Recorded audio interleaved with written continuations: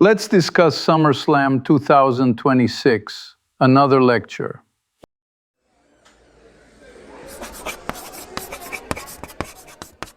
Hello, I'm Alexei. Let's begin with the foundations and try to keep our elbows in even as the pyrotechnics go off, figuratively speaking. Hi, I'm Priyanka. I'll mostly ask questions and try not to get counted out at 10.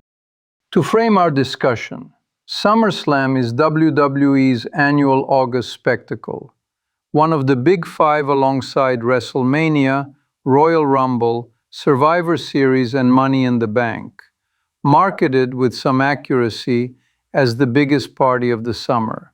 It functions, you see, as a narrative crescendo for storylines incubated on Monday Night Raw and Friday Night SmackDown. Writers design arcs so that feuds reach an apex here, producing title matches, celebrity tie-ins, and increasingly, stadium-scale presentation. Maybe we should define the broadcast words.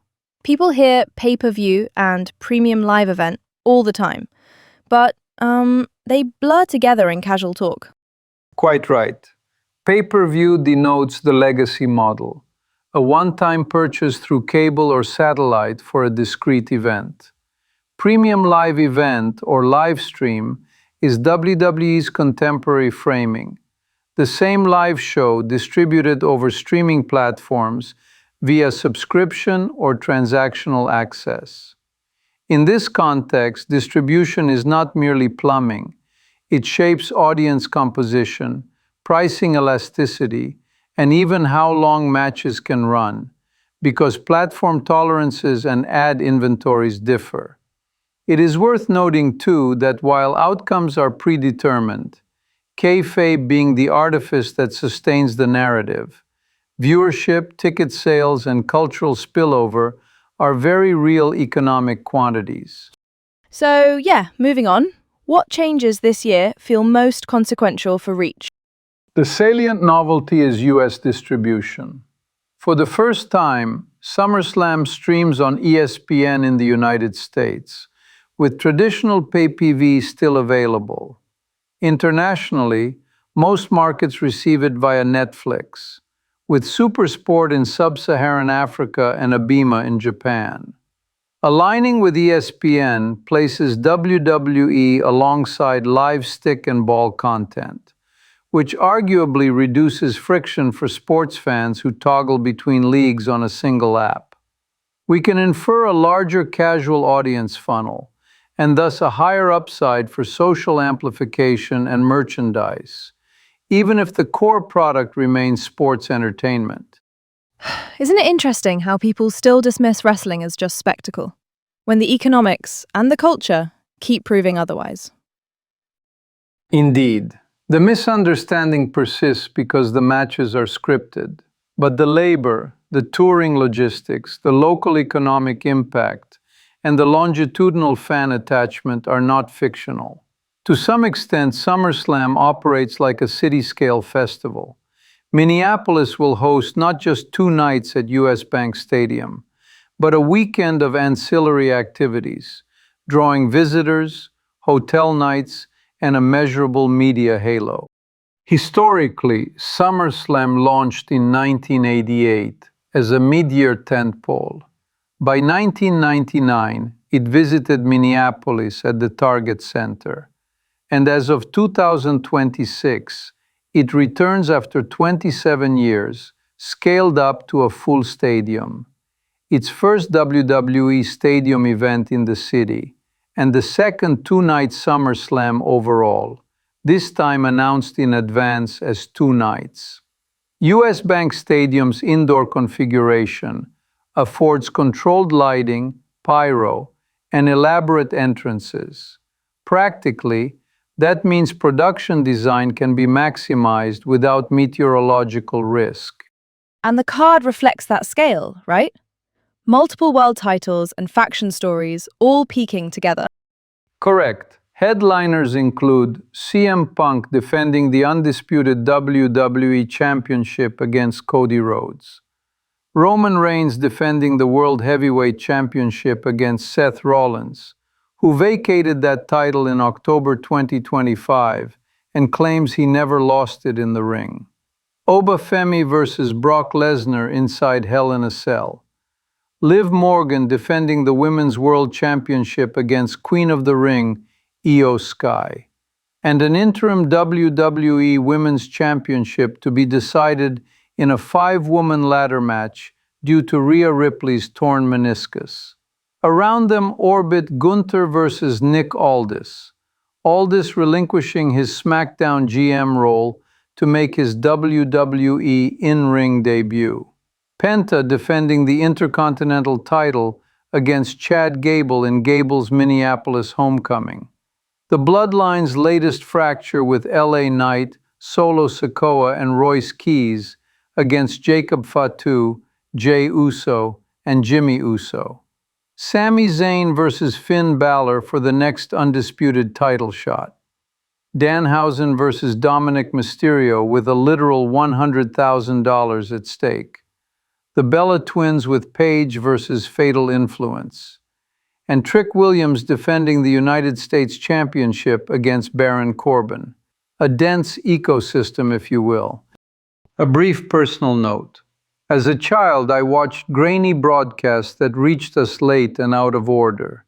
Even then, the moral arithmetic of betrayal and redemption, the long memory of grudges, captured me. Chess has openings, wrestling has entrances.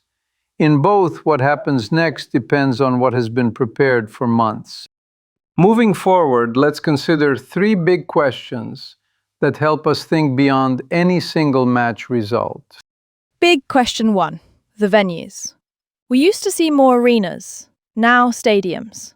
What is the specific significance of SummerSlam being in a stadium in Minneapolis for the first time?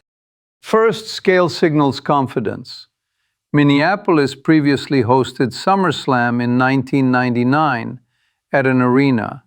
The 2026 stadium move indicates local demand and global attention sufficient to justify 2 nights. Second, stadiums change the grammar of presentation. Longer ramps, bigger entrances, pyrotechnics synchronized with a roofed interior. Camera shots that communicate spectacle to viewers on ESPN and Netflix. Third, the 2-night structure diffuses fatigue and allows more feuds to receive main event level time.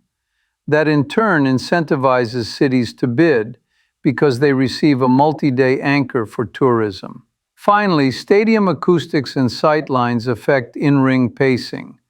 Performers and producers adjust match construction to play to a larger bowl, which subtly alters how stories are told in the ring. Can we say this sets a precedent? Like, will future SummerSlams default to stadiums and 2 nights? Arguably yes, with caveats.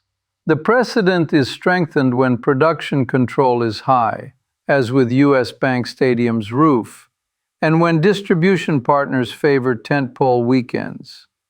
We observed WWE already scaling US shows to stadiums when feasible. A successful Minneapolis weekend paired with ESPN's audience will reinforce that equilibrium. That said, not all markets or calendars support 2 nights annually. Flexibility remains an asset. Okay, big question 2. Counterfactual.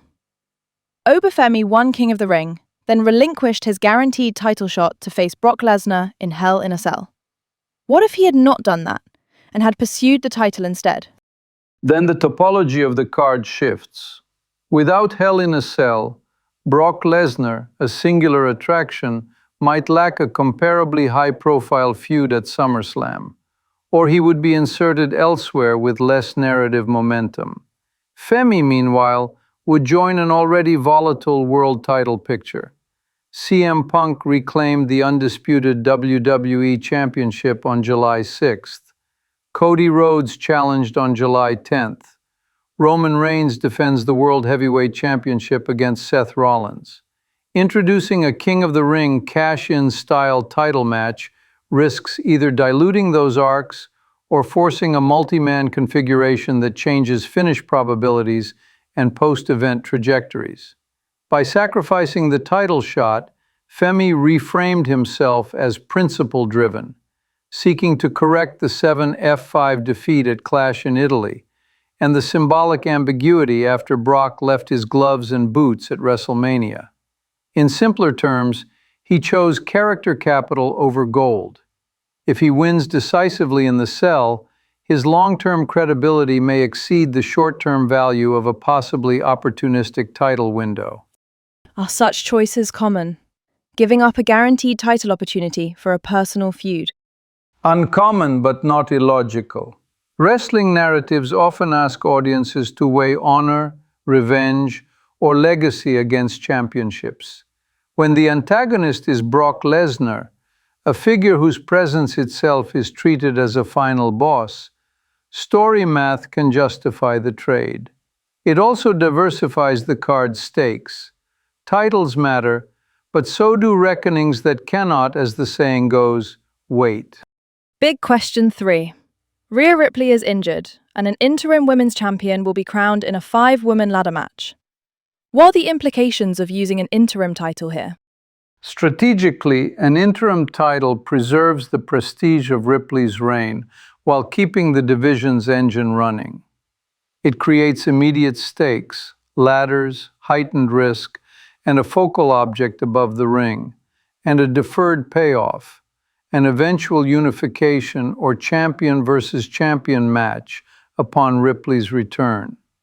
The confirmed field as of late July comprises Tiffany Stratton, Jade Cargill, Chelsea Green, and Charlotte Flair, with the final slot to be decided between Julia or Lash Legend. Layer onto that Liv Morgan versus Io Sky for the Women's World Championship on Raw. Together we obtain parallel narratives where one lineage is maintained and the other is contested, allowing multiple women's stories to crest on the same weekend. Does this, risk legitimacy questions? Like, will fans see the interim belt as lesser? Legitimacy is a function of framing and follow-through. If the interim champion is booked strongly, and the unification is treated as inevitable and consequential, the audience typically accepts the device.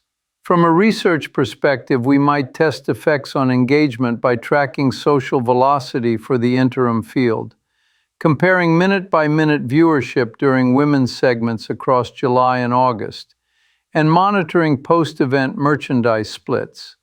Another variable is injury duration. The shorter the absence, the less time for ambiguity to fester. To summarize, SummerSlam 2026 reiterates why this event is a cultural and economic anchor.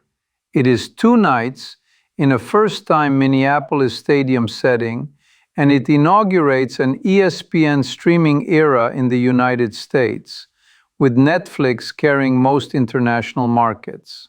We examine 3 questions. First, stadium scale as a statement of confidence and a production grammar that will likely inform future events.